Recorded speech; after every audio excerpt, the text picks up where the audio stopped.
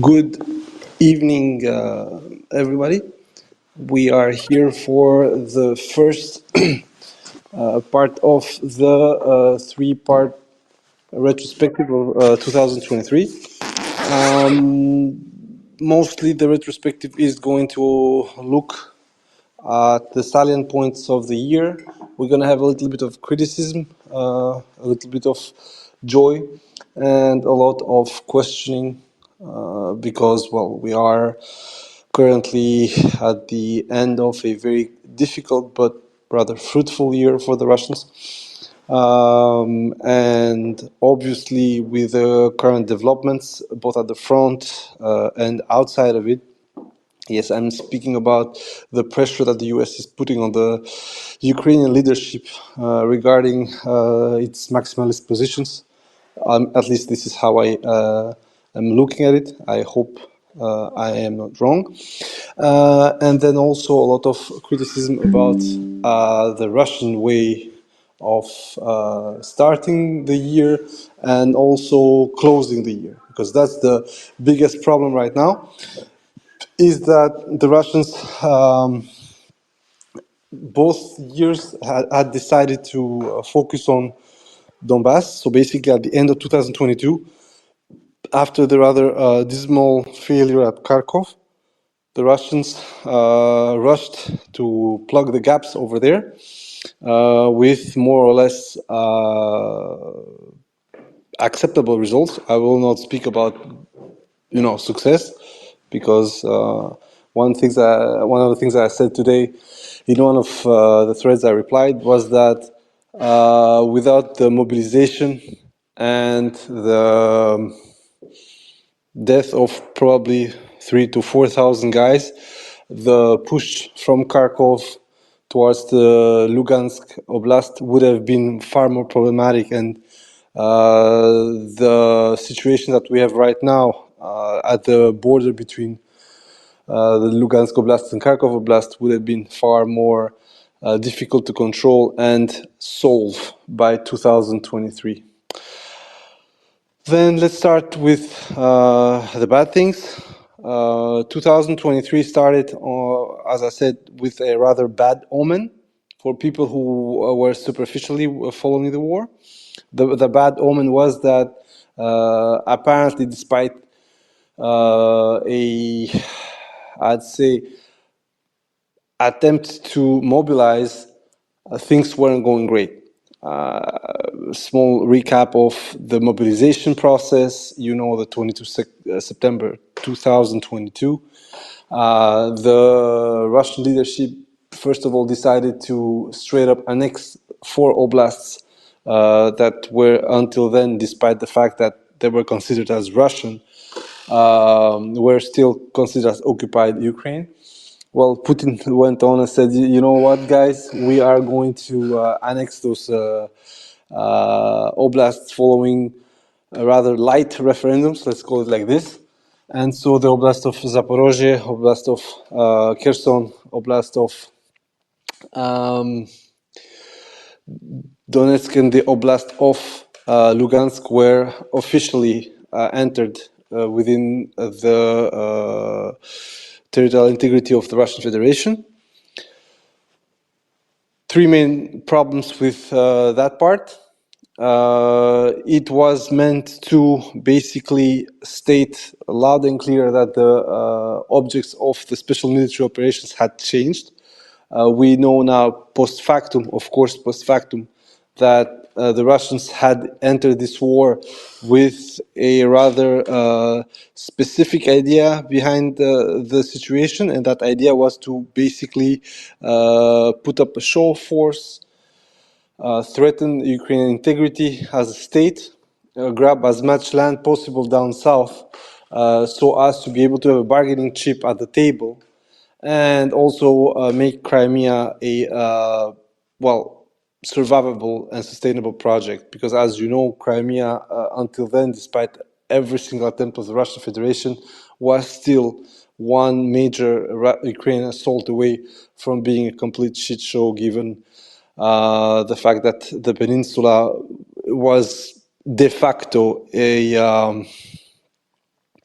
how can I say this without being insulting?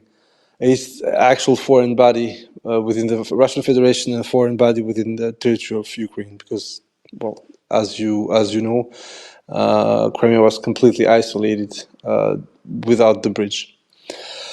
So, at that moment, in order to beef up and try to turn around the situation that was showing to be catastrophic in Kharkov and also was starting to stink in Kherson, Putin decided over a so-called partial mobilization, which was supposed to be between 220 and 300,000 people. This partial mobilization had, first of all, a huge blowback. Between 400 and 700,000 people, all males, all susceptible to be mobilized, just fled the country. Amongst them, people who had the means mostly to get the fuck out, which, interestingly enough, didn't brought about the fall of the Russian Federation. Small digression over that. As you may have read, already 40% of the people who left in September 2022 have been back to Russia, mostly because of the lack of employment possibilities, opportunities, and also because it was becoming extremely complicated for them to be Russian abroad. I think that by the end of this year and beginning next year, around February, over 70% will go back, because the situation at the front is going to be more difficult for Ukraine, and so the Russophobia is going to get up a notch, and sanctions are going to become more pervasive, let's say it like this. So basically, this first, migration of Russians, of able-bodied male Russians, caused a bit of, I'd say, dooming on almost everybody, and nothing was done. Did the mobilization better, given that the process in the beginning was a complete shit show. We all saw the images. We read about how people were often packed out of nowhere, stood up, had poor material, poor equipment, problems where there with transportation, with unit cohesion, with also the fact that out of the 300,000 people that were mobilized, at least 20 to 40,000 were pressed straight up into the defense of the Lugansk Oblast. This actually is going to start the positive trend for Russia. Initially, nobody would think that it was a positive trend.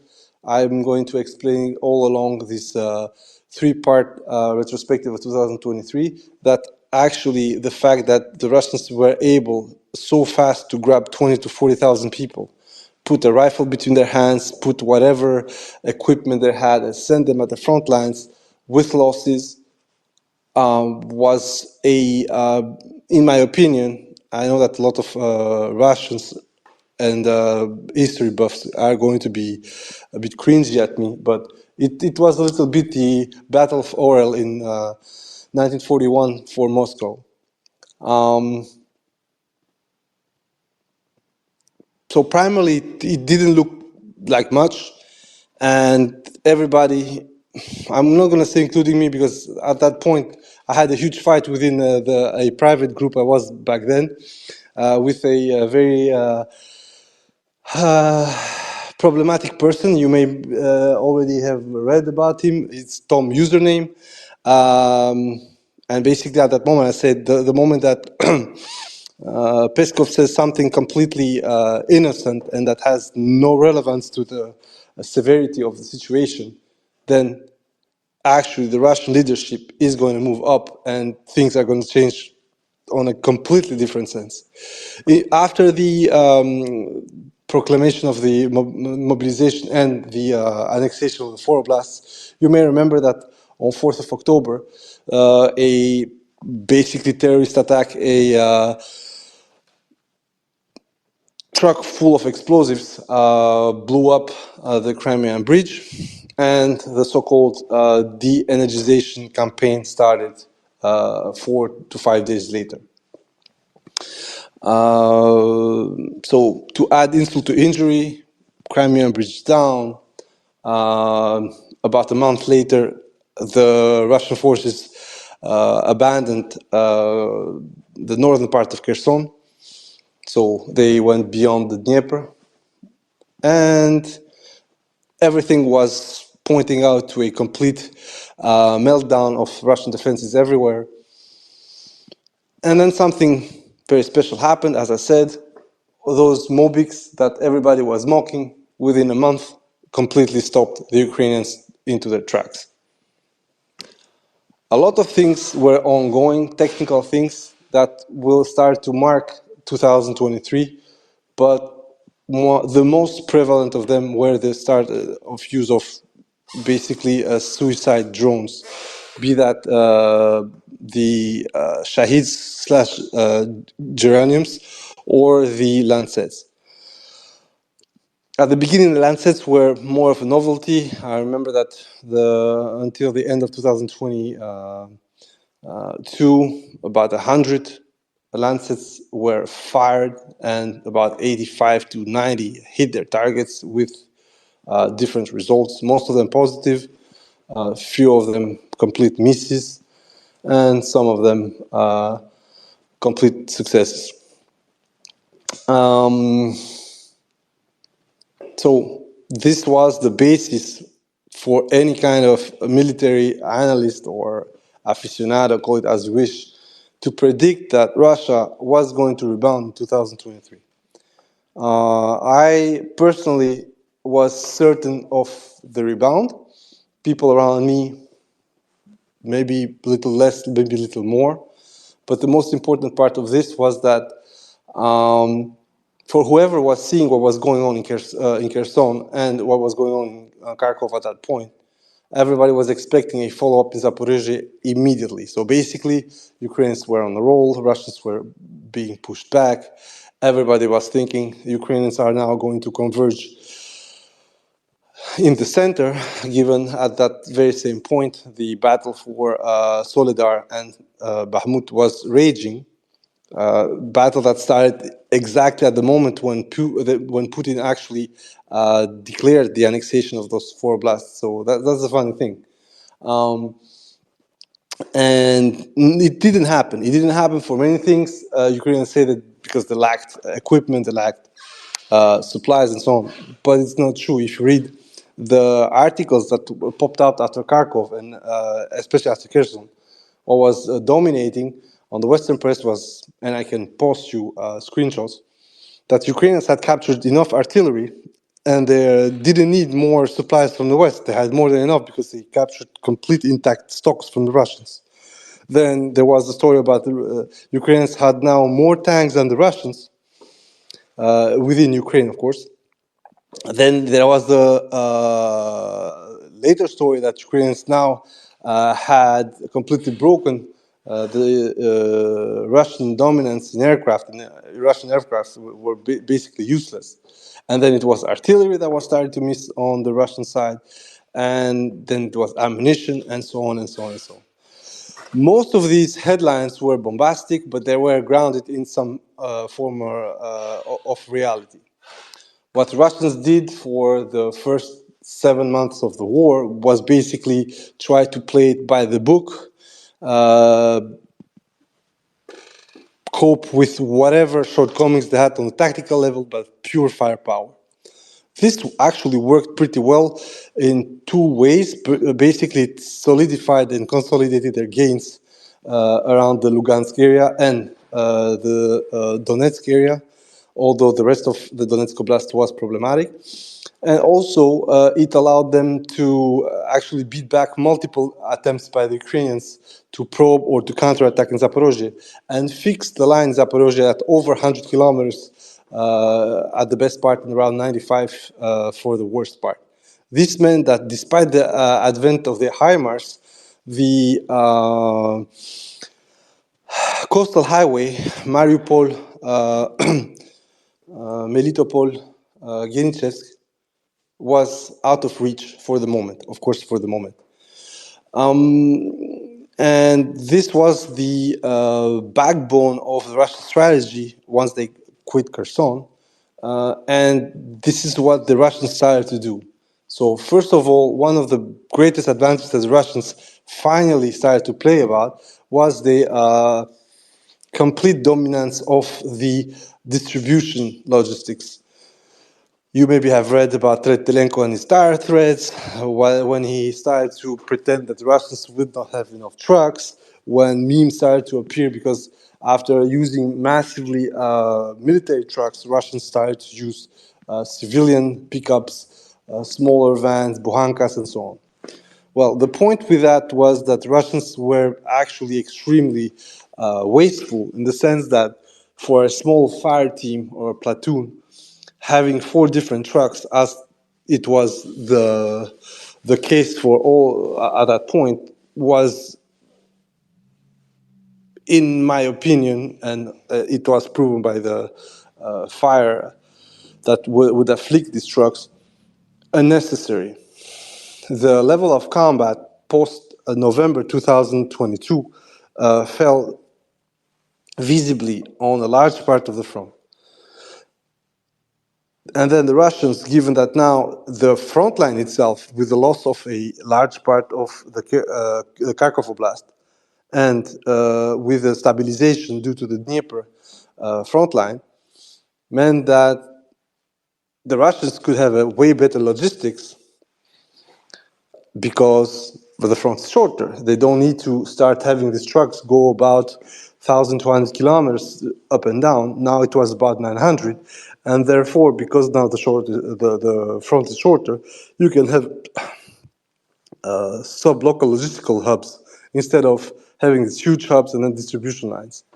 On top of it, due to the HIMARS threat, stashes need to be smaller. Therefore, you don't need 4 trucks for a fire team, a platoon, or even a company.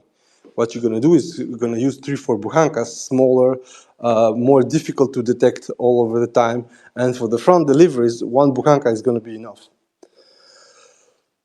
This, of course, I've already explained, means that logistically your unit is also less able to sustain whatever offensive task you assign to it. You don't have the about 12 ton that would be allowed by 4 Kamaz Mustang. You're going to have a buhanka that would give you about maximum 1 ton if buhanka is good enough, or if you have 2 or 3 buhankas, you're going to go out 3 to 4 tons maximum. As you can see, this shortens severely your reach, but it allows your buhankas and your logistic end of line to be better protected. This was one of the things that you could start and see on videos of attacks from Ukrainians around November to January. The Russians started to use the exact same tactics as the Ukrainians were doing with their mosquito logistics. On the Russian side, we will call them buhanka logistics, so basically bread loaf logistics. I think it sounds better. So on the logistical front, Russians now could do, as I said, sub-depots, sub-dumps, and it would put the bigger depots outside of HIMARS range. This is one of the things that the Ukrainians and the American analysts started to point out, that instead of having these huge dumps and huge battalion storages that the Russians had been building for the beginning of the war, very nearby to the front line, between 20 and 30 kilometers, now most of the battalion level storages were at least at 40, 50, even 60. For some of them, over 80 kilometers to be sure. And therefore, they were forcing the Ukrainians to use assets that they barely had. So you could see Tupolev's 141 attempted attacks. Ukrainians were starting to use Tochkas that they couldn't really employ because the stocks were limited and the quality of those stocks was also not that good. And they were started also using Mugins, so these Chinese Alibaba, AliExpress drones that, by the way, right now have almost disappeared because Ukrainians have replaced them with ad hoc drones that they produce themselves. Most of them are as trash as the Mugins, but this time the volume and the conception of the drones allow them to be more resistant to electronic warfare than the Mugins, and so basically more complicated to shoot down. And also, the strategy behind the strikes is a lot better now than it was for the Ukrainian side. It still remains problematic and stupid, in my opinion, for half of the strikes, but it is what it is. So, after solving, in a way or another, logistical aspect, the Russians started to think about a process that we would see the maximum failure in Ugledar at the start of the year 2023. And ironically, the same kind of operation would lead to the capture of Soledar very early, also in 2023. But the coverage of both would be disastrous. Why would it be disastrous? Because on one side, the team behind Soledar was pretty PR savvy. Wagnerites knew how to play that game way better than the Russian Ministry of Defense, which even today doesn't know what PR is. If there weren't subunits making this daily post that you see right now, I think it would be a lot more complicated. You all remember the very dry bullshit that Konashenko used to be. I have a question, guys. Do you even follow up on Konashenko's anymore? Because I personally have stopped since at least 7 months or something, and it doesn't handicap me at all. I think Russia should simply cut it and also should stop doing this bullshit about gazillion Kiki's dead, because, I mean, we don't need that bullshit. It's better that the Ukrainians have the monopoly of that nonsense than for the Russians to play tit for tat on that one, because it makes everything less believable. And also the PR more stupid. Let's move on with this. So what did the Russians do? The Russians do or started to implement something that we are seeing right now in Avdiivka as well. First of all, they understood two things. Whatever time frame that they had set in front of them when this war started for specific objectives, and one of them was indeed the capture of Nikolaev, it had failed. That time had passed by. They were now in a war that they didn't want initially. The war of choice for the Russian political leadership was a show of force. Have Ukrainians agree at some point with specific demands from the Russian side? Those demands would be: Crimea is officially gone. Status in Donbass is to be settled within 15 years. Crimea basically within 15 years as well, but it would be to only hold a referendum in Crimea in 15 years if there is no war and there is normalization of the Crimean peninsula. Trust me, they don't want to see Ukraine anymore at all, because the whole point of Crimea is that Russia can literally dump cash on it, and if it's part of a free market without sanctions, without problems, Crimea is going to flourish as a touristical destination. But that's something completely different.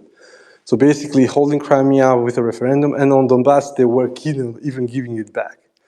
I know for a lot of people here is literally mind-blowing what I'm saying, but apparently that's what the Russians were ready to, just to have Ukraine not within NATO and agree on the Crimean status. This, of course, didn't happen. Everybody now is saying, for whatever reason, that they played the Russians and they went with the British and American advice, which was basically, we are going to fight.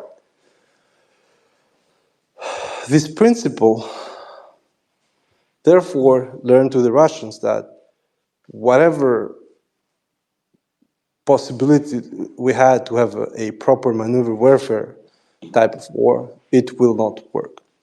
It will not work for things that we already know. First of all, there is no blockade of the Ukrainian territory, so basically they can get whatever they want, maybe not the quantities they need, as they were complaining after the counter, but they can get whatever they want. And in very short term, because, as I said, Russia never tried to block the Kiev's international airport. So right now, if Americans want, they're going to drop whatever they want straight to Kiev. So out of this, Russia understood war of attrition, and one of the methods of this war of attrition is that your point when you do this is to greatly wear down your opponent, and this is being doable by affecting his logistics and affecting his deep positions. And the first attempt to prove this mass assault frontal, take out the enemy from his positions, occupy them, and then push him further and further and further, was, you got it, Ugledar. It was a shit show, a fiasco, mostly because I think the planning for Ugledar was bad, despite the fact that the first 2 days, guys managed to get within the dachas and almost within the city. But the Russians then shut the bed. Coordination was bad.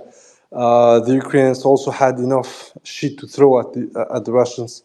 And what happened is that, unfortunately, a situation that was supposed to be a 3 to 5 day operation lasted 3 weeks, and the Russians started slowly to even lose the departure positions. This, in complete contrast with what happened in the development of the Bakhmut campaign, which is that suddenly the Russians leapfrogged multiple positions on the Ukrainian side. Ukrainians panicked, withdrew pretty fast, and created the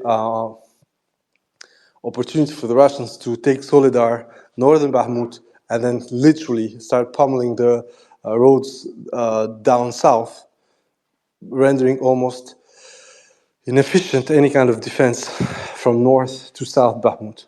This allowed them to advance both on the east and up north. On both sides, so one side direction Konstantinovka, and the other side, of course, direction Bakhmut. They did it the exact same way.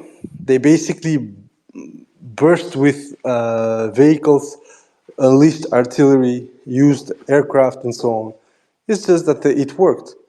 I'd say that Prigozhin was both lucky and smart. And once the guys who run the show militarily within Wagner started to get in city battles, they literally showed that they knew their shit. Let's be honest with it, let's admit it. Wagner assault units within the city in Solidar cleared that shit within 3 days. It was just perfect. We saw the scenes, we saw what happened. It's not much, you don't need to think twice. That's why also the mass PR from Wagner worked so well. However, what started as a wonderful push and something to, let's say, emulate from the Russian military, started to hit also a hard patch. Because suddenly down south on the Klishivka side, when they tried to go to Ivanovske and basically tried to break through at Chasov Yar, Wagner got blocked. They got blocked by fresh units that were brought specifically to stop the encirclement of Bakhmut, but also to make sure that there would be no spills like it happened with Soledar to Chasov Yar, because once you got Chasov Yar, Konstantinovka is not very far, and it's basically game over for both of them.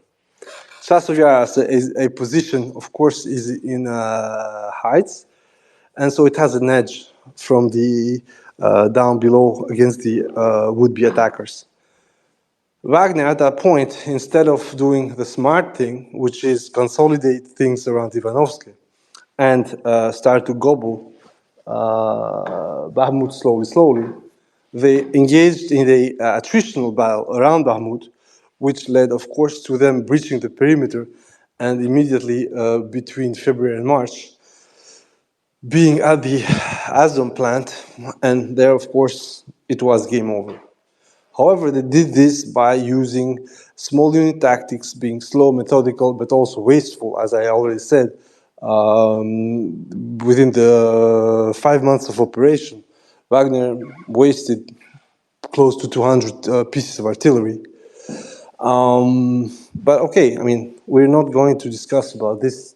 I already made a space, but just to say that that's how they did it. Only the Wagner's losses were invisible compared to the outburst of losses that the Russian army lost around Ugledar. So part of the misconception on how Wagner fought and how the Russian military fought is due to the fact that the Russian military had a shit show for PR and Wagner had savvy people and also had results. What was the price? That's something else. I already said, unfortunately, right now it's going to be like this. 2023 is based on sacrifice and then leverage to that sacrifice. So, more or less, the situation until March for the Russians was actually going well. It was hilarious because nobody was expecting that Mobix would allow the Russians to, first of all, stop the push up in Kharkov and then to start pressing in Donetsk. Things that happened, especially around Opitne in Avdiivka, South Avdiivka, and in Marinka, cooled everybody down. There was an attempt around February to advance violently within Marinka. That attempt went somewhere, and then it was slowly rolled back by the Ukrainians. The problem with places like Marinka, like Avdiivka, like Piski and so on, was that unfortunately the Russians still to this day do not have a answer tit for tat against Ukrainian artillery. That answer actually would come very late in the game, and it's not the Lancet, it's not counter-battery radars, it's simply exhaustion of base bleed, extra range ammunition for Ukraine, and the replacement of those special range ammunition by dumber ammunition or cluster ammunition, which would allow the Russians to have a shorter reach towards this piece of artillery, and also overall a better ISR. Let's not lie to ourselves. But most of it was made possible by the fact that Ukrainians would literally shorten their range by at least 10 kilometers in average. And this is due, of course, to the wear and tear of the barrels, to the ammunition, but also to the tactical developments in the battlefield. Those tactical developments on the side of the Russian Federation would be that the groups would get smaller. Therefore, they could attack in many different areas. And that would mean that you would have to need either more guns or as I explained before that, you would need to be a lot more mobile with the guns that you have at your disposal. And when you're more mobile, what happens is that you shoot less. Because instead of being in a position, getting your firing order, now you get your firing order, you're going to shoot, and then you have to move 15 minutes away, which would be like 10 kilometers or something. Within those 15 minutes, the enemy either is going to see you where you're moving or is going to just enjoy that time to reach the positions you were defending by artillery and, well, clear up that position. So this war with all the shoot and scoot situation is not always beneficial. Saving your artillery piece is great, but saving it by having it not fire because you're moving while your team needs that artillery coverage, well, it defeats the purpose. So It's all good that you have a peace, but it's not good that you don't have a position and 15 or 20 guys able to fight. So, as I said, usually the problem with all these tactics, these solutions on the battlefield is that they are mostly compromised. They are not maximalist solutions. So it doesn't mean that because you save your artillery piece, as I said, you save your position. And it's not because you now have ammunition to fire that that ammunition is the same that you had before. So on that aspect, a lot of things lined up for the Russians and made it the situation we have today. So as I said, Ukrainians started to have ammunition problems early on the year, and also started to have barrel problems early on the year. Russians had reconstituted some of their units, and first thing that they did, the moment that the Ukrainians released the pressure up north in the Kharkov area, so the Kupiansk area, they went on a counter of their own. Ugledar was such, Bakhmut was a continuation of quote-unquote counter. And also, they started to make some probes in Zaporozhye, mostly because something that now we know, the Russians knew that the Ukrainians were planning to attack exactly what I said, the soft belly of the Russian occupation zone in Zaporozhye. This, in a sense, wasn't that much of a problem because given that the Ukrainians were on the high, were completely euphoric, they were going to go for a strategic blow because they needed this war to end as fast as possible. This is something I said last year, and I said also in the beginning of this year. The ones who actually do not have the time, despite everything that's being said, are the Ukrainians. Even if the losses were 1 to 3, you are still 5 times smaller as a nation, plus the guys that went outside, plus the guys that are in Russia. So, in average, time is of essence.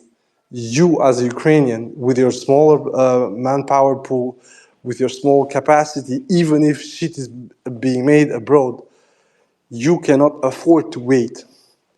So therefore, that's the thing that actually many Ukrainians are saying now, but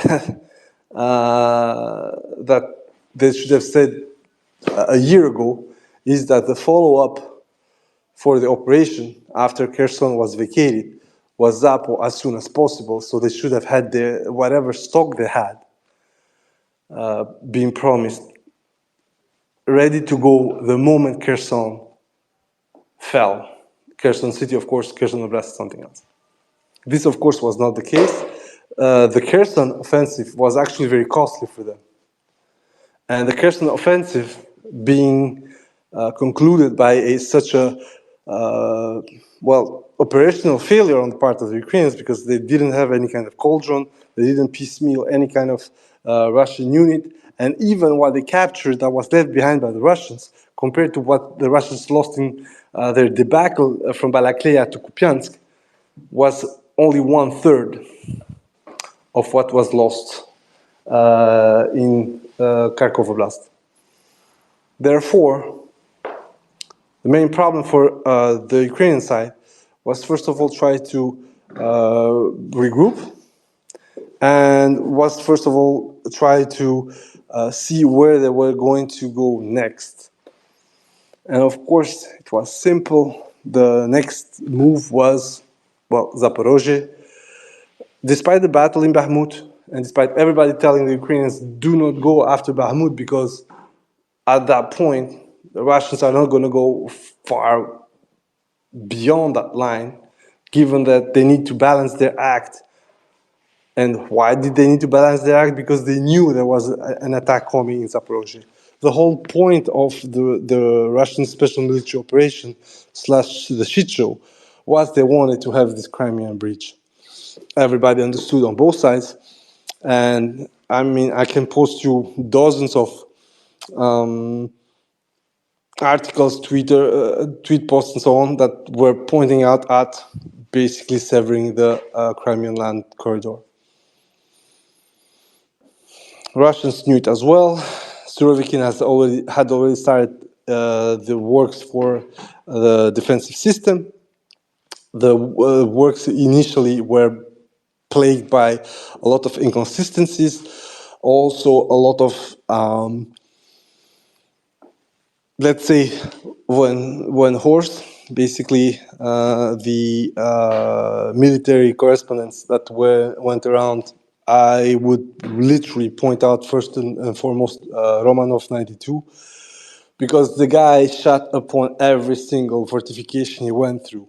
He said it was badly implemented, badly thought, mostly in the wrong positions, not enough solidified or stratified, and of course, not equipped with undercover firing positions. All this was, at the moment he made the criticism of it, mostly true. The problem with Romanov and the problem with a lot of these guys is that they can be correct for a small portion of the front and for select situations, but they're mostly wrong for the bigger picture. And I want to point out to multiple of these guys. You got our friend Philolog from the north, who is shitting upon the infantry quality of the Russian Federation, then shitting upon artillery, then shitting upon tanks, and so on. We can speak about Murs, we can speak about 13th. Very funny thing, guys, 13th, since basically the official failure of the Ukrainian operation is almost silent. Ukrainians do not quote him anymore.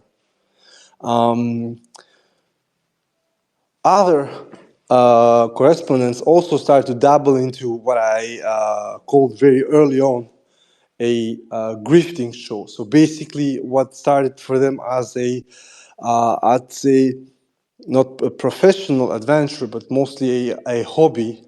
And for Romanov, I'm pretty sure it's out of sheer patriotism. The guy is actually a zigger, and I cannot deny that. He's a dumb fuck, but he's a zigger, so what can you do? You know, like, sometimes, you know, you got this brother or this cousin in the family, the guy is gonna die for you, but he's so fucking dumb, you don't know what to do with this dude. Well, that's Romanov for you guys. So all these people were criticizing, and they came from a point of view that was mostly right, given that they were basing themselves into the complete decay of the Russian defensive systems that happened from more or less June to September in Kharkov. And they used that fucking measure stick for everything. And that's also what the Ukrainians did. Now we're reading from 47th guy mostly, but also guys from the 65th and also guys from the 82nd. Whatever was thought about how the counteroffensive was going, it was based on their experience in Kherson and Kharkov. Mostly in Kharkov. Because Kharkov was for them, of course, such a brilliant implementation of this plan, a fast movement, almost unopposable force against a defense that was derelict, unable to properly communicate and coordinate, and of course late, which is linked, of course. But the problem is, Russia wasn't the same. After the Bolsheviks stopped the counterattack in Kharkov, a lot of things had changed. First and foremost, a lot more drones were there, and we're not speaking about attack drones, SFCRs, and all this shit. Almost every subunit. At some point, the joke was that you would have more drones than artillery tubes. And of course, it's true, it's logical, but I'm saying, like, every single unit would have 5, 6, 7 drones, would lose 1 or 2 per week, just pass a order, quote unquote, so basically call for a humanitarian help for Zbor. And if they will get it, and this is where the Russians actually won the war this year. The public in Russia, despite a average apathy, well, still did its part. The cataclysm that happened in Kharkov and then in Kherson didn't actually put the Russian population in a fatal position. It actually liberated those that wanted Russia to win. Now we have this logic that even most liberals do not want Russia to lose. They will not say it like that, and a lot of Ukrainians are complaining about that.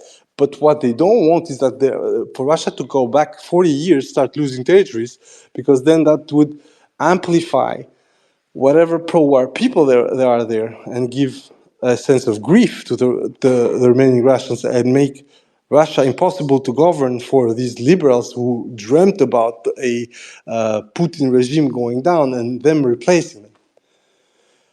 So once the situation coalesced into this new Russia, not perfect, not overpowering, but resilient and focused on the task, the ball was in Ukraine's court. And Ukraine didn't try anything, and the West didn't allow Ukraine to do anything to stop the fortification in Zaporozhye. I already explained this before we started. The biggest mistake that happened on the Western side was that they didn't give the Ukrainians the means to stop the works in Zaporozhye. HIMARS was there. It was almost never used against excavators, almost never used against mining machines, never used against clusters of sappers that were fucking mining the fields. We didn't saw that at all. And HIMARS was still used in a very classical manner, which would of course change with the beginning of the counter. Actually, that changed way before, but right now we are speaking about really how HIMARS changed strategically and doctrinally on the situation. So basically, we're expecting any kind of attempt from Ukrainians to stop the Russians on their tracks and make these preparations void by opening this counter very early. And therefore, I go back to a lot of these correspondents that started to say, oh, in March, and I'm literally hitting back at Moors, that dude needs to be slaughtered. I'm really sorry. He needs a third eye, because in March he said, you're going to see, attack is going to come in April, and then in June, in July, we're going to get fucked, and we're going to have to vacate Crimea. He wrote it, he said it. Now he tries to backtrack by saying, if some conditions were there. No, bro, you said it. You need to take the L, and you know, like a lot of people, because that's the thing. The hype was so big for this counter that the months of March, April, and May were absolutely unbearable for everyone. I mean, you remember Free the Leopards, Give Attacams, more HIMARS the clock, all this bullshit. Well, we had to go through that. In the meantime, something that also a lot of war correspondents gave, and this if you remember, there was this whole point that no helicopters were flying, no Vickers was being fired, a lot less ATGMs, artillery was started to lack on the front lines, Russia was going to crumble. And correspondents were saying, guys, we are stockpiling. I found that a weak excuse, but turns out I was wrong. They were indeed stockpiling. Of course, I changed my tune around the month of April when, with the guys at the team who were criminal, we started to see the light that indeed, if needed, things could accelerate, because suddenly in Bakhmut, Wagner was going unabated despite the shenanigans from Prigozhin that we don't have ammo, we don't have this, we don't have that. Reality is that the dude was given what he needed, not much more, and apparently, unfortunately, he was used to be Shaigu's little princess when he would like throw a tantrum and get what he wanted, including aircraft on tap. And why we know that the Russians could do this? Well, in the middle of March, the Ukrainians tried an attack in Robotine, which would become famous later on, with basically about the company. And what we learned is that the whole fucking company got melted. And part of the company, we had M113s and IPR 765s, but most importantly, people that were formed specially for the counter in the UK that came there with all their knowledge, all their might, and all their Western thinking, and shut the bed. Basically, even the guys who got slaughtered in Kromovo the 26th of February in the first attempted counterattack, the Dick counterattack, as the Polish named it, weren't battered as bad. Every single vehicle that was engaged in Robotine was lost. All 10 of them. 4 straight on the lines, 3 on the first 3 line, and 3 never made it in Orikiv. They were lost around Novodanilovka, and we saw the footage around month of March. So, the beginning of the year for the Russians was tentative, bloody, not much gain was had. A lot of things were written about them that were using human waves and so on. But in reality, this inexorable progress in Bakhmut was actually trying and slowly, to me at least, I don't know for you guys, showing that, okay, we're back to what mostly should have been done. Shorter logistical lines, shorter front, capability of reinventing oneself, capability of managing small unit tactics, up to the company. The next step to me was they're going to have battalion level assaults, and they would wrap Bakhmut around the month of April. Fuck me.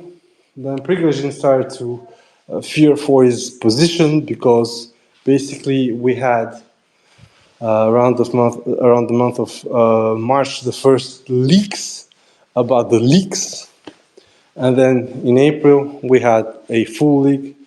We need to say fuck you to the idiots at Donbass Devushka who literally had to modify that piece of shit paper just because they couldn't take that the fact that the Russian losses were being bigger. For fuck's sake, that paper, and I'm sorry, I need to say it, that paper was basically guesstimates by doubling the media zona tally of kills. There's nothing true in there.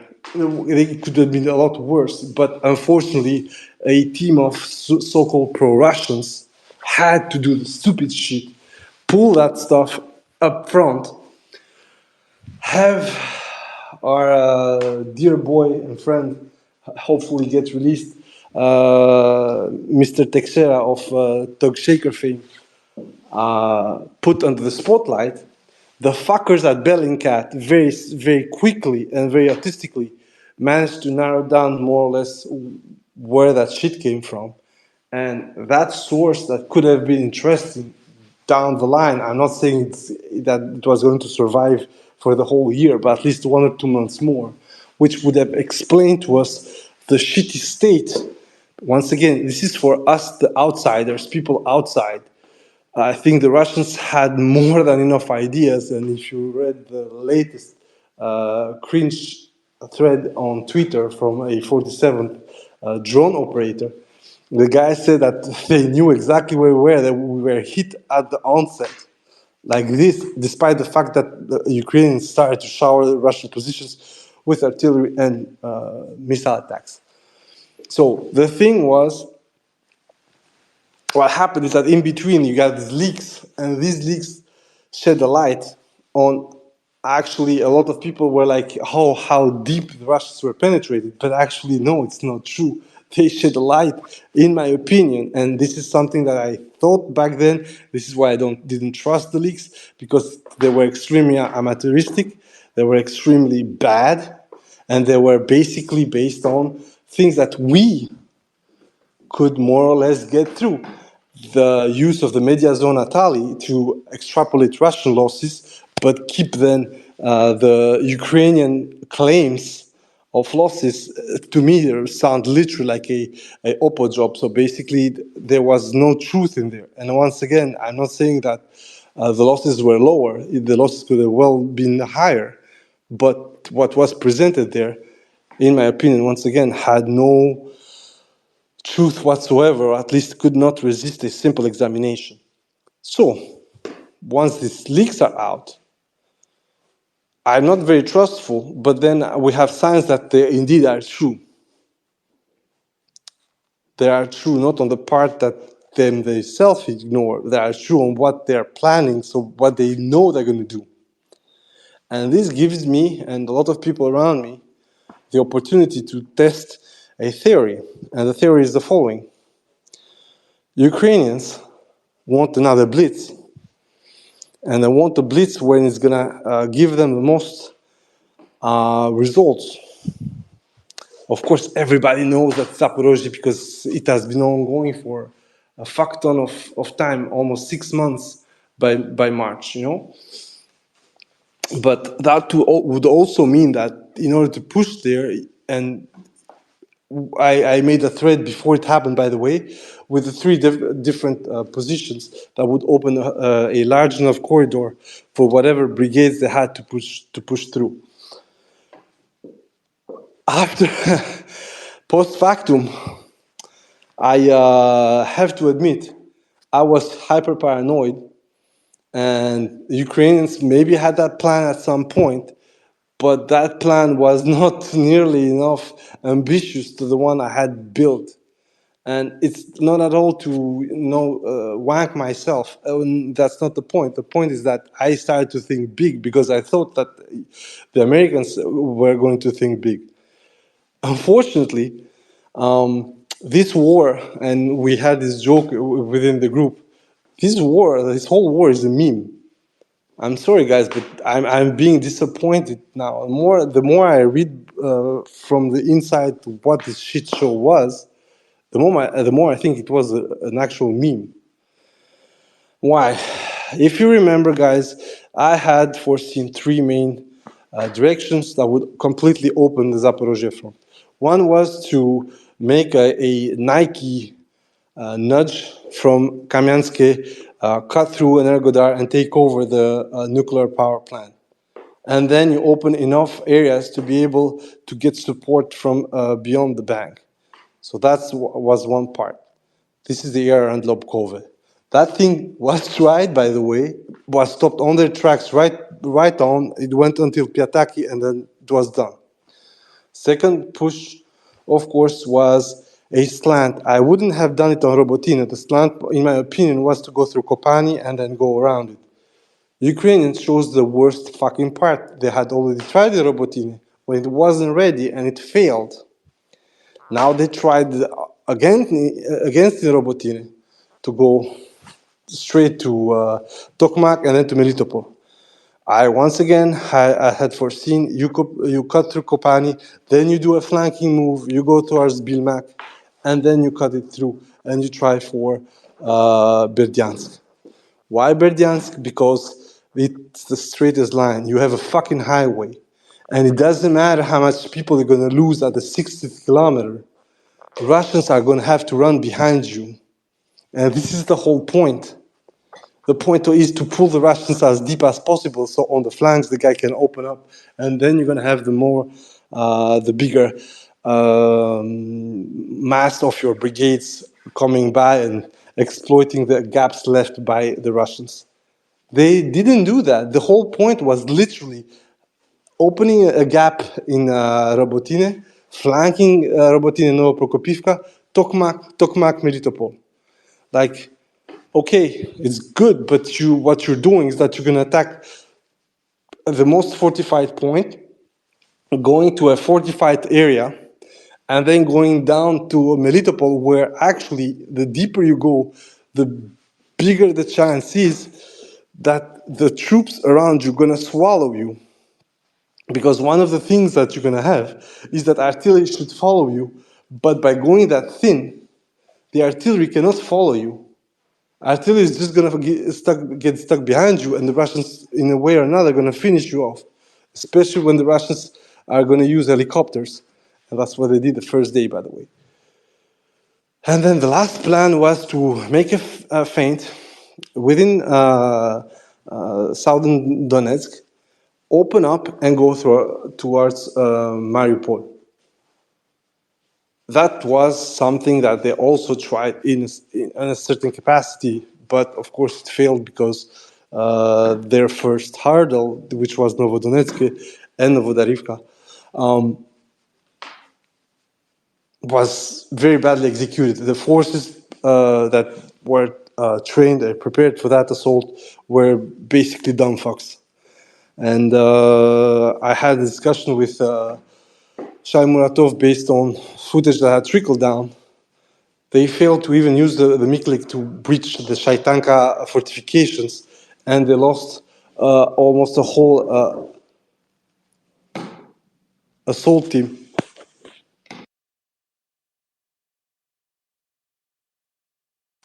Just a moment, guys.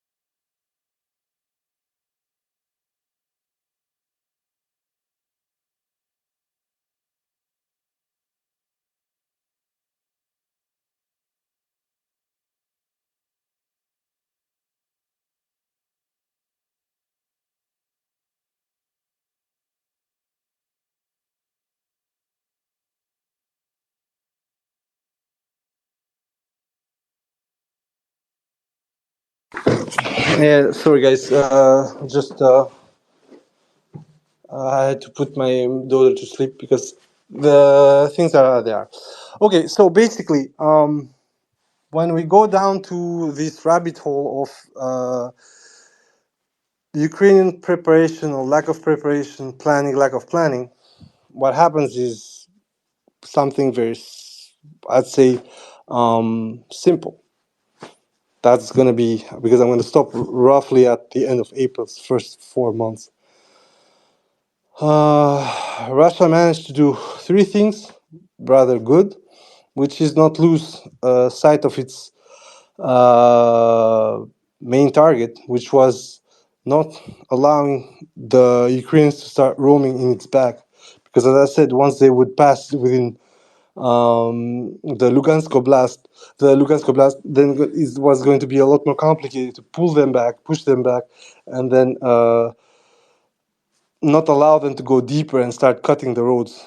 Because one of the things with the Lugansk Oblast is that it is so close to Russia, but it's also one of the worst equipped road-wise, infrastructure-wise, when you connect it with Russia.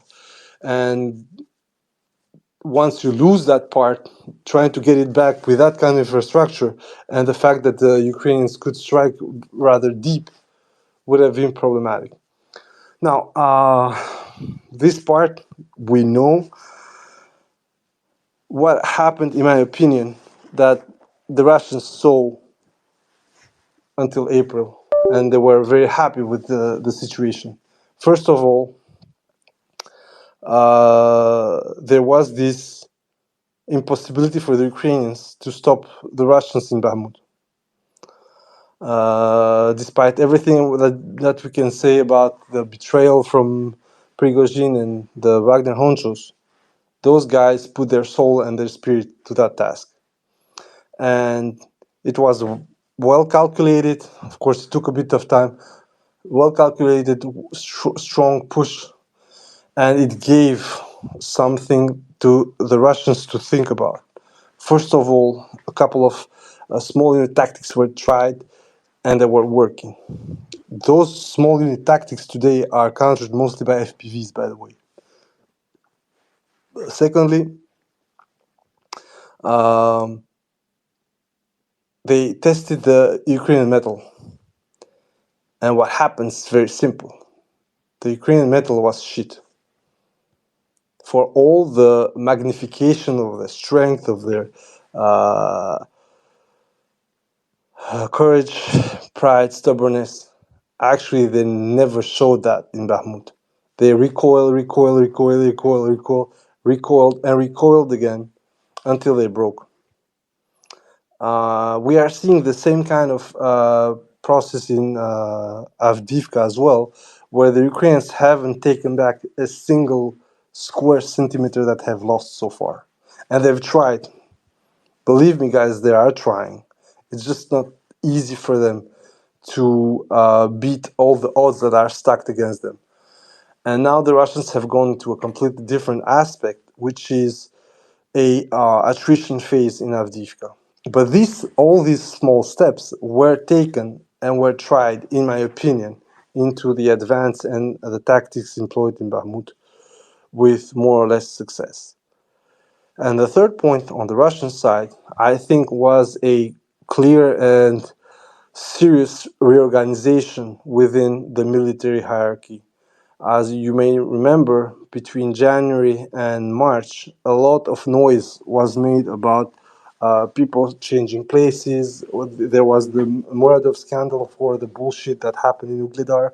Although I may repeat once again, Muradov might not have been the sole responsible, although he was a yes man. To me, the main responsibility for this shit show, once again, in my opinion, I'm not forcing anyone to believe what I'm saying, was mostly that the dude was in the flat and didn't have enough preparation. And of course, there is still no counter for first rapid mining, but also generally mining in Ukraine, for both sides, by the way. I'm not saying just for the Russians. And of course, the offense is always more problematic and is going to cause more losses, that you know already. So with all these things on top of technical and strategic advances, so basically the Russians started massively to reply to the requests from the mobilized and also streamline the mobilization process. You know, at some point, remember that there were supply problems, procurement problems that Russia solved from time to time by ad hoc procurement in China, Iran, and other countries. Well, that's also one part where Russia started a process that would lead to where they are now when it comes to its war effort, and Ukraine never did it. Of course, Ukraine has the problem that it's being bombed the shit out of it, but at the same time, there was never a provision in Ukraine to see what's going to happen to the next step. One of the things, and this once again is a projection, I should not say it like this because there's going to be a second and third part. One of the problems with Ukraine is that they apparently, according to everyone in the room, bet their barn on the fucking counter without even being sure that the counter was going to actually succeed. I mean, everybody, when you read the bullshit from the 47th, they say it was 50-50 from the onset, and nobody had a plan B, despite that everybody said there is a plan B. So that's how we are with the Russian side. The beginning of the year 2023 was mostly a continuation of the topics from late 2022. adaptation of the mobilized, a bit of wastage with the mobilized. We're gonna speak about the. We're not gonna speak actually about the Makivka strike, but apparently it also re-happened again in Kladkove in Kherson, where what initially was said by Russian sources to be about 15, 20 casualties, but mostly wounded. We know now that at least were 25 dead on that strike, and we don't know who the fuck ordered these guys to be put in march and to wait. So those things haven't still completely changed, but they happen a lot less. They are a lot less problematic than before, especially in the Kherson region, because, well, there the Ukrainians cannot basically exploit whatever OPSEC, InfoSec failure that may be. Russia's so continued, followed up from the end of 2022, changed some things, started to use its newly found tools like the Shahids in a better way. The de-electrification campaign went well, and it provoked a lot of problems for the Ukrainian side to keep up with its neuralgic centers within the Ukrainian territory it still controlled. And the most important part, it, in my opinion, once again, pushed the Ukrainians to ask for a lot more air defenses that they, in my opinion, would have needed. At the end of the day, we are now the 6th of December for me, because it's already past midnight in Europe.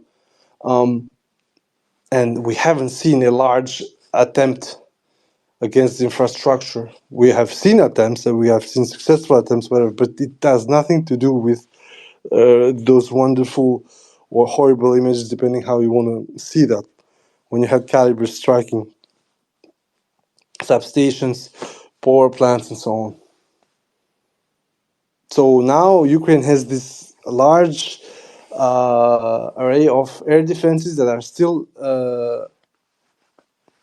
not enough for the whole territory. But instead of having those, Ukraine should have or could have asked for more tanks, more planes, and so on and so on. And this is where the buck breaks, basically. I think that oversaturation and that kind of fixation that Russia put into the Ukrainian mind, like, okay, everybody was saying a month ago, and I still maintain that it's going to happen at some point, because it's still a huge damage to the Ukrainian economy, that there was going to be another de-energization campaign, but not only it hasn't happened yet, but apparently Russia doesn't even need it. They don't need it right now. They're riding a fucking wave. They beat the counter. They used the forces that Ukraine had amassed painstakingly for 5-6 months, and that's what's working right now. So this was for the first part, and one closing note for the first part of this retrospective is that the main takeaway from the first 4 months is that nobody, I repeat this, nobody had any idea of what Russia was up to, because these 4 first months are the backbone of what is happening today. During the second part of the year, so May to basically August, we're going to speak about something completely different, which is going to be the execution of the defensive plan. It's going to be a lot more tactical, I'm saying right away, because I want to point out some things that the Russians did extremely well and changed completely how Ukrainians today, even today, attack. But I also want to point out that it's going to be a lot less vague than right now. It's going to be a lot more into the thick of it. But anyway, the whole point once again is that Russia learned a lot of shit, started putting stuff in motion, mostly at the end of last year, but also part of it was the beginning of this year. And most importantly, Wagner tested some of the methods that are still being used today with great success. And the success, as I was going to say, in a sense of the Russian infantry defense, is mostly to be attributed to the fact that Wagner had to deal with the offense until the month of May, while the Russians were repeating their proper task for the Zaporozhye area and then also for the Bakhmut area. But once again, it doesn't mean that Wagner took one for the team, although I'm going to say that it also happened like that because Wagner had also Russian army help and naval infantry and so on. I'm just saying that the initiative that Wagner withstood until the month of May allowed the Russians to focus on the defense point, the planning of that, and also allowed the Russian political elite to focus on finding ways to reply to the need from the Ukrainian side, the need for the Ukrainian side, of course, but for the Russian side of supplies, of streamlining the equipment, being able to reply on a very short term to the requests of the terrain, because one of the things you need to know, you remember that FPVs were first employed by Ukrainians and it was kind of novelty, and then suddenly the Russians completely overtook them to the point that today both sides are shooting more or less the same shit. They're just shooting at different objectives, and of course they have different roles because FPVs on the Russian side for a long while were purely defensive. Now they're becoming offensive. So once again, beginning of the year was the basis of what we are seeing since basically the takeover of Artemovsk. One more point is that on the Ukrainian side, the beginning of the year, although started with a lot of positive rhetoric and copium, and I said this, and this nobody can pull it out from me. I said end of April, around the month of May, whatever has been decided or is being branded as the next step ammunition-wise and so on, nobody in Europe has bought enough material to be able to sustain what they have promised to Ukraine. I was speaking about the million rounds. I said this, I had this fight with that dude who, well, you remember, called me a Balkanoid who was having a meltdown and was basically lying his ass out. Well, we are now almost at the end of the year, and everybody understands that out of the million promised, maybe 400,000 are going to be ready. And that's why we have this whole bullshit about trying to go to Turkey, but also I explained that point that right now it has no sense to go to Turkey or to South Korea or so on, because it would be throwing money away while not even developing your arsenal at home. It's going to just be costing more to have less, basically. So that was the part. Now it's going to be for you guys to question, ask, whatever. The mic is yours, guys.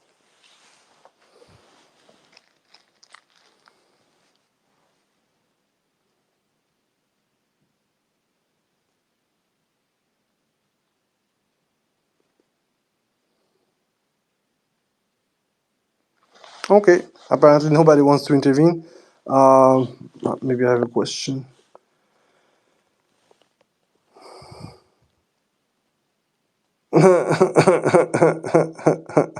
Hooligan asshole. Of course, motherfucker. I'm sorry, guys. I'm really laughing about this. This shit is too funny. Yeah. Okay, trapped is there. Let's add trapped. Okay, man, come on.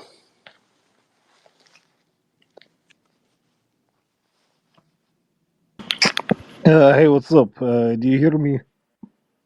Yeah, I hear you. No problem. Yeah. Sorry about that. So I guess the only thing um, that we talked about how this laid the groundwork for the rest of the year, and how May to September was the execution phase of this. But the one big difference, I guess, that we really started to see kind of once the second part of the year, the May, is everything went in full gear. The FPVs finally came out time in June with the Bobber. The Lancet usage exploded, and then finally, with the UMPKs. So I guess not really. I don't know how exactly to formulate such a question. But you know, were they? How do I say this?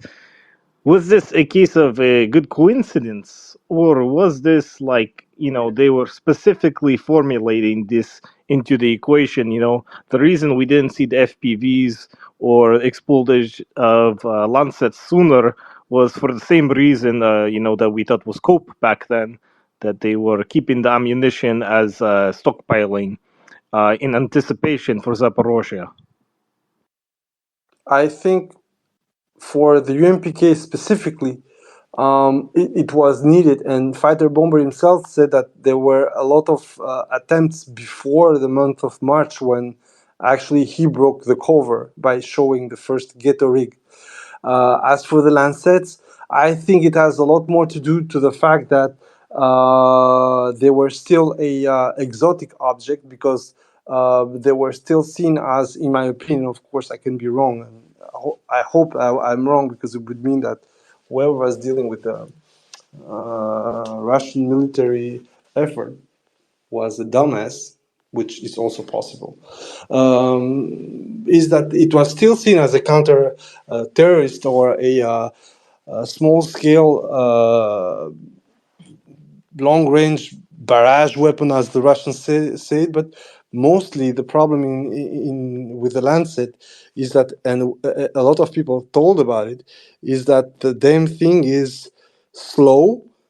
The firepower is okayish for most of the tasks that it had to do, and also it's time consuming. One of the things that HIMARS, Tornado, Iskander, and everything have as advantage over the Lancet is that it takes, in most cases, 2 minutes from launch to impact. With a Lancet, by the time you have to fly on the spot, most of the time the target is a bit further, so you need to be absolutely sure to what you're doing. So, in my opinion, I think there was still a doctrinal mistake when it came to the Lancets. And as for the FPVs, everybody at the beginning said, and I have still a screenshot of what UAV operator said back then, is that sooner or later there's going to be a solution by simple electronic warfare, because those things are not war proof, let's say it like this. And indeed, that's what's happening right now. That we see that on both sides there are systems that render them less than proficient, and it's a lot of things. It can be cope cages, it can be electronic warfare, it can be sometimes things are as simple as a interference pole, because that's also one of the things that the Ukrainians started to do a lot. So the I do not think that they were 100% stockpiling. What they were stockpiling, and then I need to absolutely be okay with that, and I need to accept it, is maybe a bit of Lancets, but most is going to be ammunition that the troops are going to use as self-defense and last resort. So ATGMs, Krasnopols, all that shit. When it comes to the FPVs themselves, let me remind to everybody that the first FPVs actually weren't FPVs. The first FPVs were actually suicides ammunition that the private Privet company, actually, I think it's Oko Privet, company built up at the beginning. That was supposed to be the future, not FPVs. They were cheap suicide weapons that would be cheaper than the Lancet, which was, unfortunately for its class of weapon, extremely cheap in the world market, but extremely expensive for the type of tasks and qualities that it had. I still disagree with the fact that people call the Lancet expensive. I think the Lancet, at its average price of 17,000 a pop, 50,000 for the whole system, is still extremely cheap compared to the orders that the Pentagon put for the Switchblade 600, or if you want to buy a Hero 120, which is the closest thing to the Lancet, would cost you $180,000 without the ground station. So on that aspect, I have this feeling that it's a mix of reasons. Part of them is doctrinal. Part of them is also the feasibility, because apparently, according to Fighter Bomber, also always they had been trying for the UMPKs for the whole duration of the war until they finally had something stable and efficient enough around the month of February and March. Now, the other thing is that, as I said, Russia was trying to do everything at once. So, and not everything was going to work. One of the things that is still not working for the Russian side is that they haven't streamlined what they want to do. I remember myself saying in March that Russia should ask help for a certain type of rounds from abroad and concentrate itself for the rounds and ammunition that it most needs. So it's not going to be dependent on abroad for 152 and 122. What Russia did is that they started to actually invest a lot more in precision guided ammunition. We now learn that for 2024, the manufacturer of the Krasnopol system is going to multiply by 25 the output, which is actually not that much. It's going to be roughly 50, between 50 and 60,000 rounds. It's a lot in absolute terms, but it's not that much when you understand how the whole Krasnopol deal works.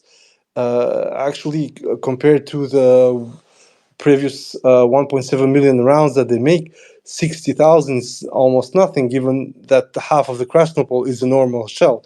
The engine and so on can always be taken over by KBP Tula that makes the cornets. You take half of those Gonios and all those subsystems from Tula, and tada, you have 30,000, 40,000 Krasnopols. But what I think is a lot of things. First of all, Russia is not perfect, so there was a lot of dead weight. Second, there was also a lot of inertia because doctrinal solutions and steps needed to be taken. When it comes to those doctrinal steps, well, I am thinking mostly about what do we want to do? Do we want to go for a slow but a long-range asset like the Lancet, or do we want to still follow the Krasnopol D, which has been said to be functioning from the Ukrainian side, but on both sides nobody has shown remnants or pieces of the said ammunition. However, we have seen long-range hits that weren't Lancets or whatever. So maybe it's actually true. Simply, nobody has been able to show actual pieces of it, and sometimes maybe the Krasnopol D is not that much different from a Krasnopol MM2, which makes it complicated for the Ukrainians to point out where did that system was used in comparison to other Krasnopols that would be still laser guided. So in a sense, I think there was a lot of inertia. There was a plan. The plan, as for a lot of things with the Russians, I'm sorry to say it like this, is going to go slow until it peaks. And that's it. I think it's really a multifaceted issue that was solved the way the Russians know best, which is slow, and then you have this huge outbreak of everything that we see today. That apparently Ukrainians, especially in Bakhmut, and I see that also on their own videos, are silent. They don't have the ammunition, they don't have the troops out there, they don't have the guns, and they're just getting rammed. So yeah, that's it.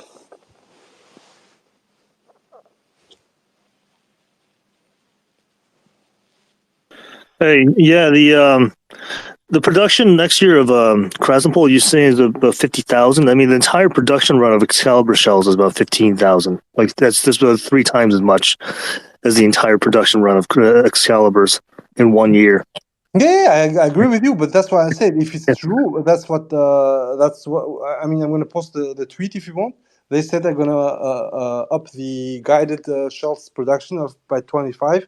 I know that for this year there were 2,420 that were ordered according to the documents that were leaked early in March by so-called Ukrainian hackers, which basically was supposed to mock the fact that the Russians couldn't have the capacity to produce more Krasnopols. But yeah, if actually it's like that, for me it's simple. 2,000 by 25, you are at 50,000. And that would be, as I often said, would be a huge jump, but would also allow for a lot of the artillery systems on the Russian side to actually be a lot more silent. So basically, if you have your Orlan or your Zala flying over your target, illuminating it, you fire twice, and the capacity of the counter battery on the other side to spot you, of course, becomes greater as much as you go up. But if you fire only once, twice, or thrice, it becomes a lot smaller. They have a smaller window to do everything, especially if you are firing a guided shell, which only needs a general direction, and for the rest, the semi-active laser guidance is going to do the follow-up to the target. So yeah. Yeah, the other thing, just to remind people, like, I sort of posted about this yesterday, but again, like, people often have this idea of like this distinction between drones and missiles and loitering munitions. I mean, really, like all it is, like they're guided munitions that travel at different speeds. Some go faster if they have a rocket. Some go slow if they have a propeller. Some are in the middle if they have a jet engine. I mean, last year at the Zhuhai Air Show, they actually had they showed off like the PHL-11. That was like one half of it was loaded with cancerized drones and loitering munitions of various types, and the other side was loaded with rockets. I mean, what you would see from MLRS in the future is like essentially these. Like I guess these hybrid strike packages where they would send out loitering munitions and drones and whatever, and then follow up as targets are being spotted. They'll follow up with rocket attacks. Standard GPS guided rockets. Yeah. And if possible, You don't have to make a choice between like what is fast and what is slow. It's like they're all integrated into the same sensor fused package. Yeah. I completely agree with you. And the thing is that you could even use a bait and switch tactic, something that the Ukrainians actually have done in the past with Russian anti-aircraft defenses, which is basically sent slow shit like Mugins and Furia and Eleka. And once the air defense reacts, well, you get the HIMARS coming behind it, or in some cases even the harms. So yeah, I completely agree with you, and this is something that for the moment the Russians are not really doing. Although I've seen a couple of cases where Ukrainians, especially air defenses, were baited with drones. So yeah, I completely agree with you on that.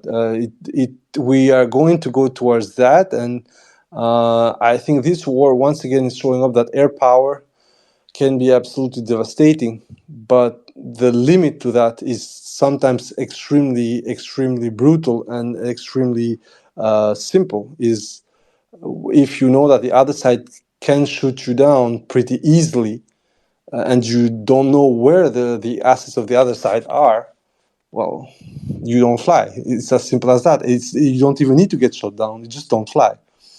And that's what has happened to the Russian side for a long time. And now with the UMPKs, it's changing slowly. But yeah, of course, today they lost Su-24. So I don't think it's going to be the best way to start with this discussion. So yeah, guys.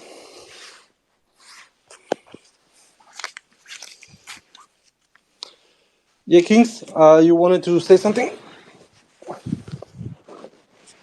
Yeah, can you hear me? Yeah, of course.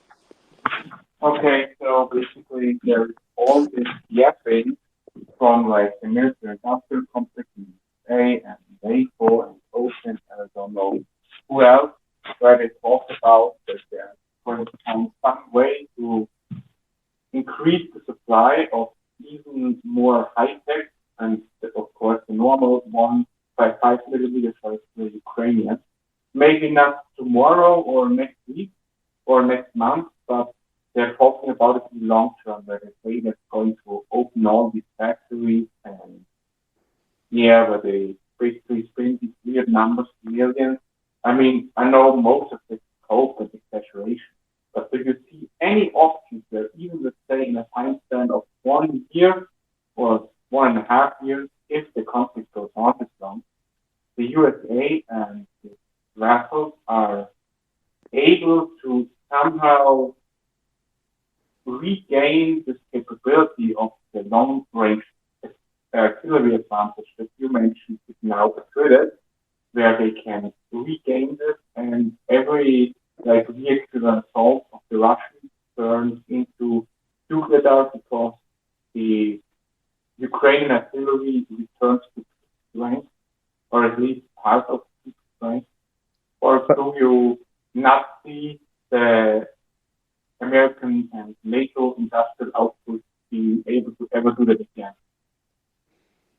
The problem with that output, I already said this, it's not that they're not able to.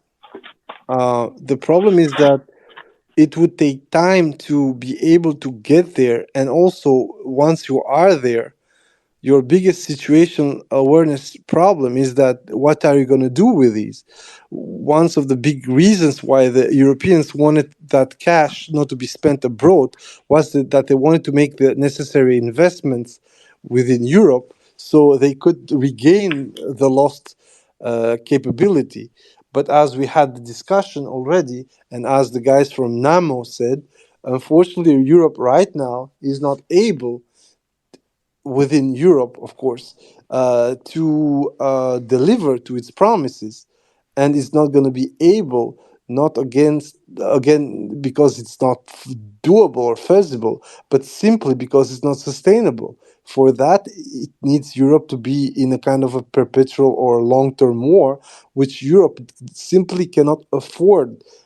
We and economically cannot afford to start having a war with Russia, even a short one, because it would mean, in the best case scenario, let's say that within 2 to 3 months the situation becomes so negative for Russia because the European armies are so efficient, let's say it like this, that they tap out and we can impact them with major reparation costs and so on. But the problem is that if we get to that point, we're going to get nuked. It's as simple as that, because it would be a strategic defeat looming for Russia and also a threat to its territory and its sovereignty. This, of course, is also the case for Ukraine, but it's big boys rules, and on that aspect, Ukraine is less than nothing now, so they don't have anything to say in this shit show. But if we have a bloc against bloc, so a AU NATO against Russia, then indeed, if the situation goes badly for one or the other side, the damages for Europe as a continent, I'm not speaking just about the nukes, but about the destruction of wealth and the loss of capital, loss of liabilities, and so on.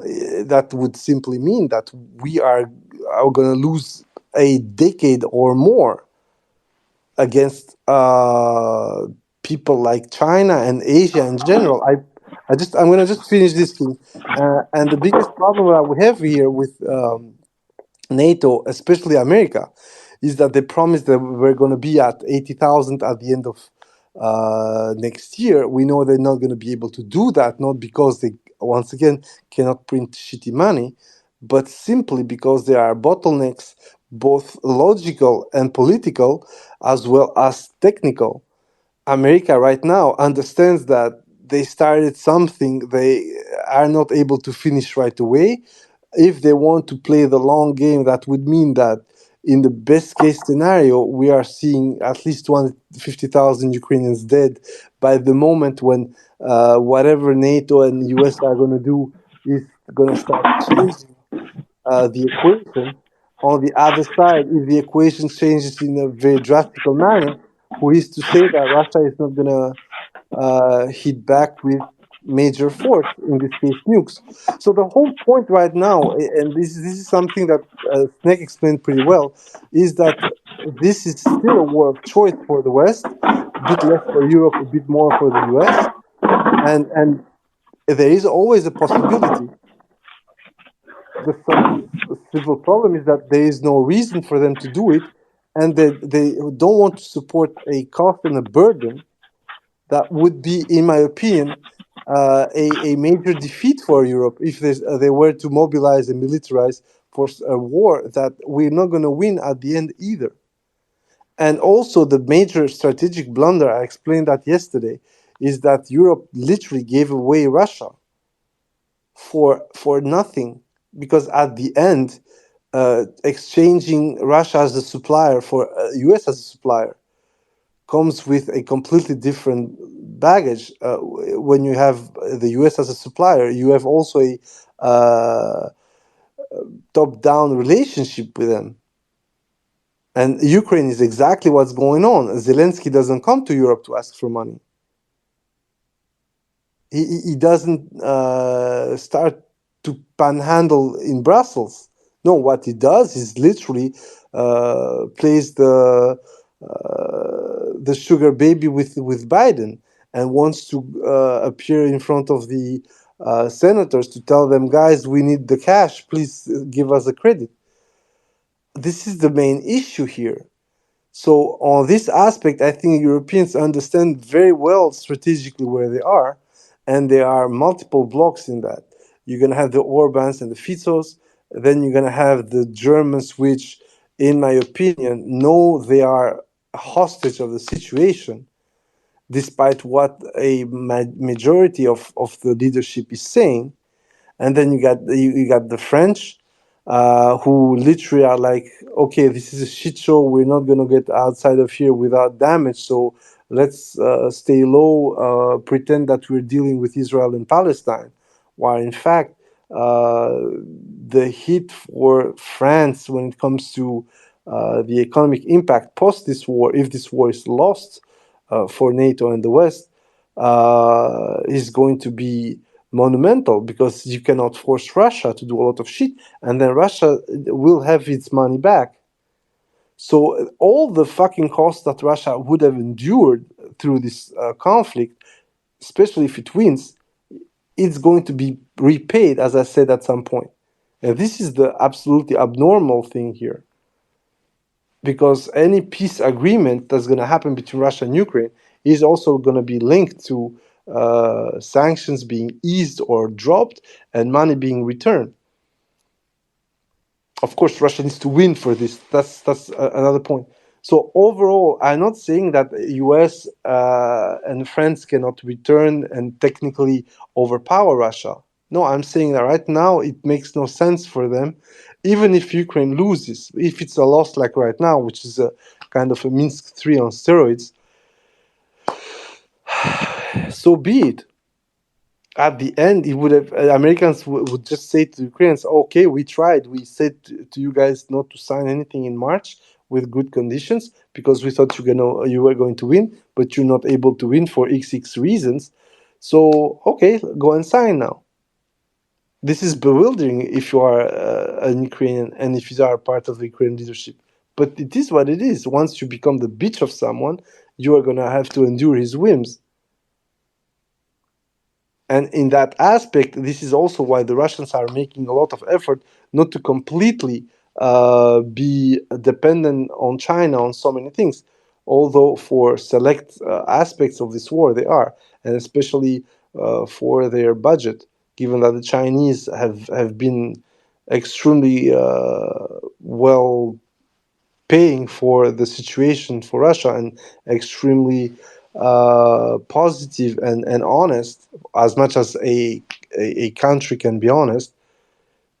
So this is the great part of the situation, is that, as I said, the Russians maybe do not have friends in the sense of the term, because at some point we also need, but at least they have people who are next to them who think the exact same way. And one of the greatest advantages is that everybody has a grudge against America. The Iranians, the North Koreans, the Chinese. This is the best part, because it's, in my opinion, I'm going to tell you, everybody has a chip on their shoulder over the US. Europe doesn't even matter. They don't count. But everybody wants to stick it to Uncle Sam. And that's why I'm saying Russia still has a card to play, even if NATO and Europe try to go one notch up. As I said, we still haven't seen anything notable from China and North Korea or Iran in terms of weaponry. The only thing are the Shaheeds, and of course ammunition for. But let's for a moment think what the Chinese can unleash in terms of productivity. I mean, Russia made 4 prototypes for its BTR-82 AU. The Chinese, for their VN-15, they have made 29 prototypes. It's completely different. They can equip a BTG, and those are just prototypes.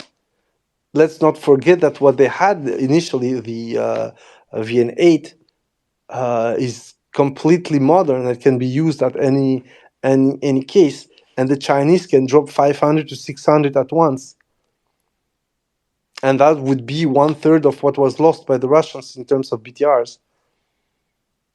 So just think about it. If the war goes to that point, the Russians still have that margin. Ukrainians don't, because the main problem that is with this war is that you need the men and you need the equipment, the supplies, of course, and the Ukrainians just don't have it. So I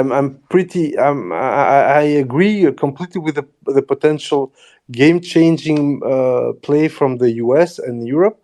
But first of all, it's going to take time to have the infrastructure to be building like 50-barrel tubes, artillery, whatever you want to call it. Secondly, the losses per month are just accumulating. I counted this month 27 artillery pieces lost for the Ukrainian side. This is coming to what the Russians were. The Russians are, I think, at 22 artillery pieces per month in average. No, what am I saying? What? Not 22. 20 months, yeah. About 60, sorry. And the Ukrainians are roughly at 18 to 20. So 27, you can see that it's 35% over. So what's going on? Like, suddenly you start losing in those numbers. When it's very simple, you start losing those numbers. You need to produce more. If you're losing all that shit in a week and you're Ukraine and you have only, that's the funny thing, I don't know if you know, but the last tranche of crabs is supposed to be delivered from January to March, but they have lost, out of the 54 crabs that were supposed to be in their possession, 25 are on Oryx. So they have, before the 18 come, they have 9 crabs, 9 or 11, one of the two. 11 because 25, 36. They have 11 crabs. So if the 18 aren't dropped within the next months, given how they're losing crabs at about 2 per month, they're going to be down to 7 by February. I'm not speaking about the rest, about the M777 that has been called, and that the Americans cannot start supporting. They are discussing now to restart the line of production with their British partners. But the biggest problem with it is that even if they restart the line of production, the Brits need to have enough barrels to service the existing guns. Theirs, Australians, Americans. So all this part here makes it extremely complicated for anyone who understands this war to actually have a sense of trust on what America wants. And the other problem is apparently America has decided to go full on with air power, which in my opinion, it's a choice. And let's be honest, if America needs to take over on China, on whatever view, having a small stock of 10,000 HIMARS is not going to cut it either. And once again, if you start losing your aircraft carriers, you're fucked. You're going to have to fly from Japan, which is going to be pulling Japan within the conflict and getting Japan nuked a third time. Like all this stuff, once again, as I'm saying, is very complicated. On the Western side, I don't know what the bet was, but militarily, the West shot the bed, and for them, in order to re-equip completely, they would need a good damn excuse, and that excuse from what I'm seeing is not coming from this conflict. Because this conflict, once again, can be stopped tomorrow if Ukraine agrees to some things, but cannot be stopped tomorrow if you try to strong arm Russia into a solution they don't want. This war is exactly that, because Russia is not agreeing with whatever is happening geopolitically the last 15 years. So yeah.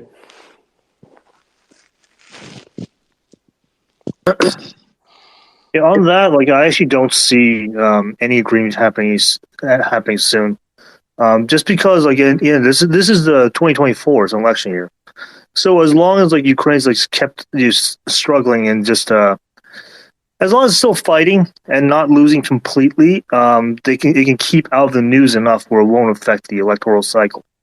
So if there's any kind of deal that gets done, it would have to be 2025 or 2026 because I mean everybody's kind of locked in, and nobody wants a sort of October surprise with a sudden collapse of a ongoing conflict. I mean this is just not. It's basically just not going to happen.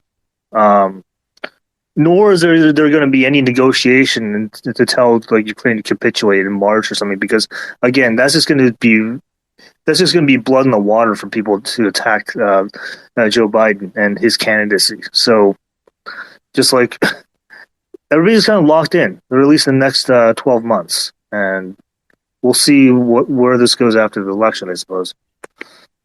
I completely agree with you on that aspect. You've been on track. I think on that aspect I don't need to add anything more. So my biggest concern is how much the Russians are going to push before they can hit themselves the hard bottom. And I actually made a small map. I don't know if you remember. I hope they go through Kurakovo and way beyond Pokrovsk. If it happens like that, then basically for all purposes, the war on its core, this type of war that we're seeing right now is done for. There are going to be people who are not going to be happy with that Odessa or Nikolaev or whatever, but right now this is the capability without going for a mass casualty event every single day. So yeah, I agree with you. Right now, Russia is in a good position, and it doesn't also force any kind of real reaction from Europe and the US. They're still on whatever pipe dream they have, and they are just using whatever remains as ready to go capability. So for me, I think the Russians are on that sweet spot right now where they don't need to go full quote unquote retard on war and on the war economy, and still have the upper hand any day of the day.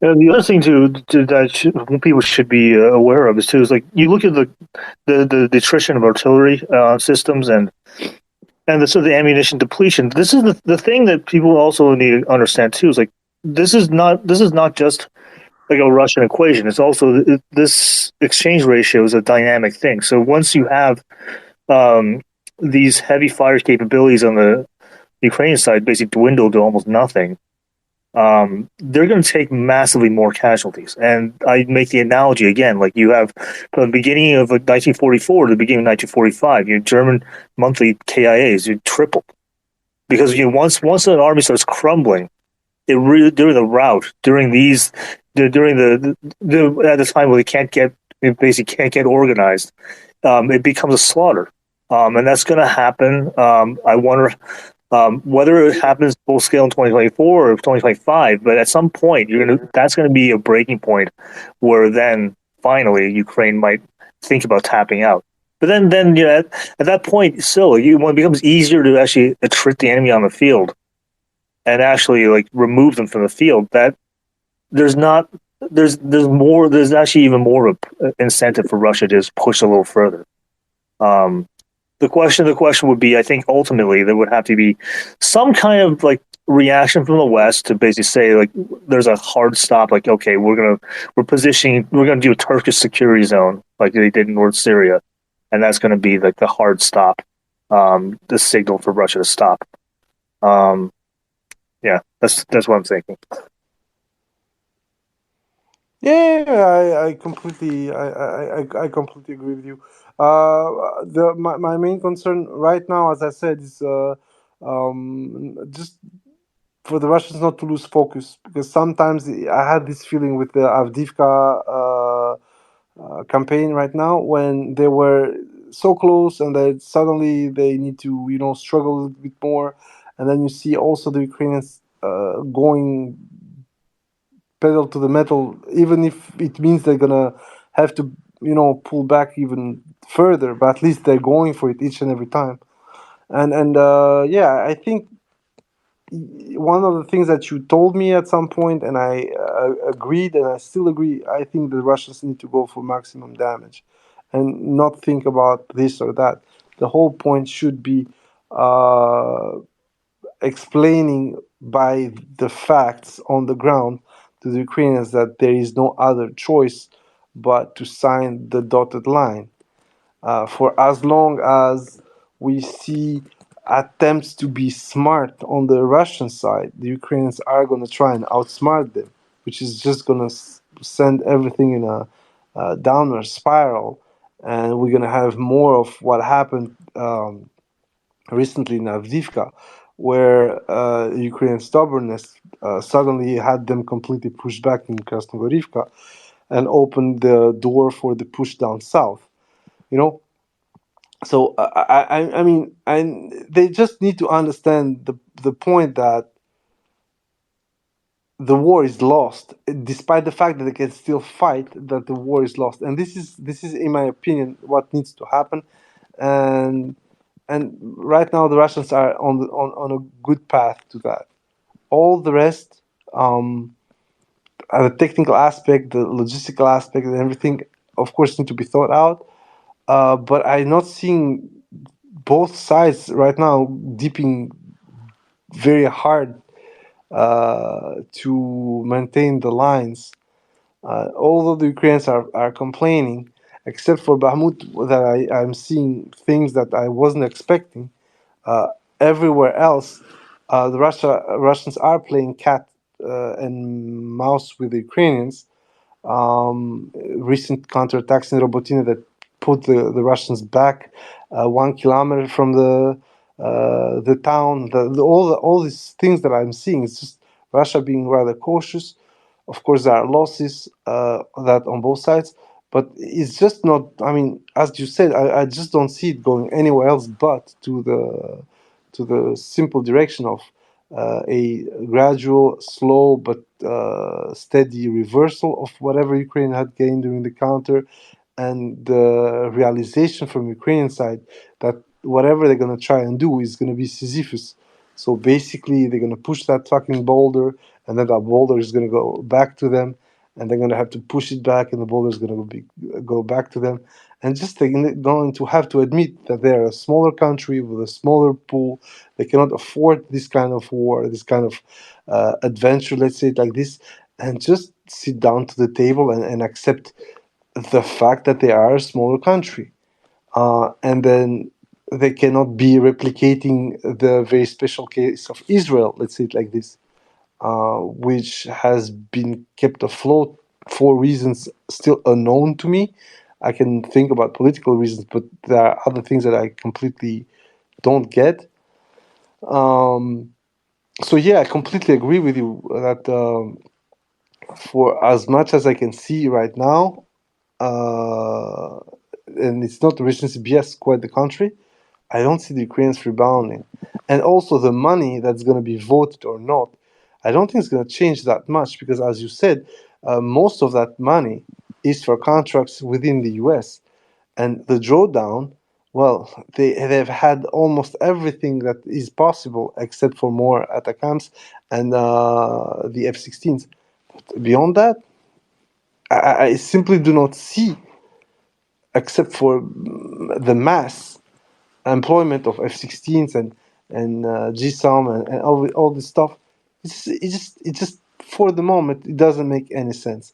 It doesn't change much, and also it doesn't seem to phase the Russians in their way of fighting. And there's also one thing I wanted to say: Ukraine hasn't found out how he wants to do this. I think one of the major failures of the counter, and this I spoke a little bit about, the fact that Ukraine hasn't decided if it wants to be a NATO army or a legacy army or even a hybrid. And a hybrid needs to work with enough, substance on both sides. And unfortunately, there is none, not enough, at least for either hybrid, either NATO army, either a post-Soviet army. And this is not going to change so far, and it makes me extremely sad, to be honest, because the military of Azerbaijan, for instance, it's a perfect blend. It's a nice hybrid, but it's a pocket army. It's like maximum 60,000 people, and if they need to fully mobilize, and they incur like 1/6 of the losses that they incurred during the sorry, it was 1/10 during the war with Armenia, but if they incur 1/6 of the losses, that country cannot defend itself because it still remains a pocket army. And here now with Ukraine, it's a completely different aspect, but they're still playing with a pocket army given the size of Ukraine.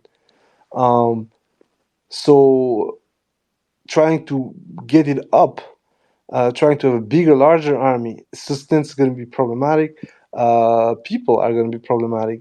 And also, if you start to bog down and you need to pull out that thing with larger units, then it's going to be a fast death, contrary to what Russia had to undergo with it. Russia also lost massive assets, but at no point they were beaten and were going down for the count. Ukraine just doesn't have the critical mass. We spoke about this. Anyway, sorry guys, enough ranting. It's up to you if you want to still intervene. Otherwise, yeah, it's gonna be time.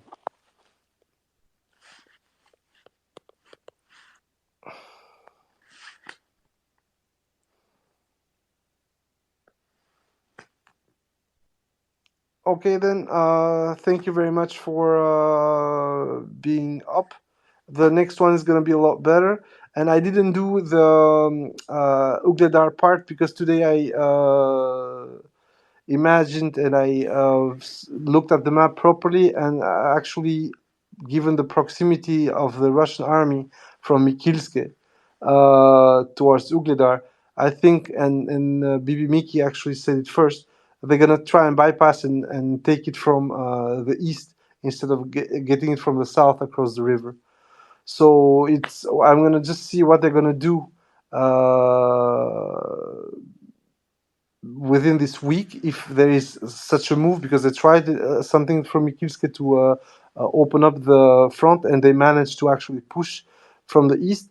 If that thing keeps going, then I don't think I need to do a post Avdiivka for Ugledar from the north, because it simply makes no sense to do it if you are so close from the east.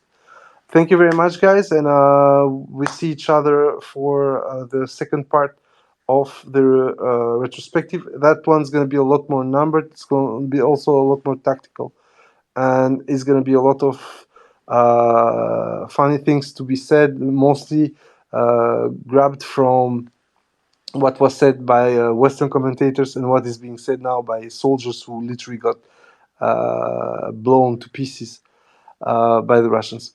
Have a nice evening. Bye bye, guys.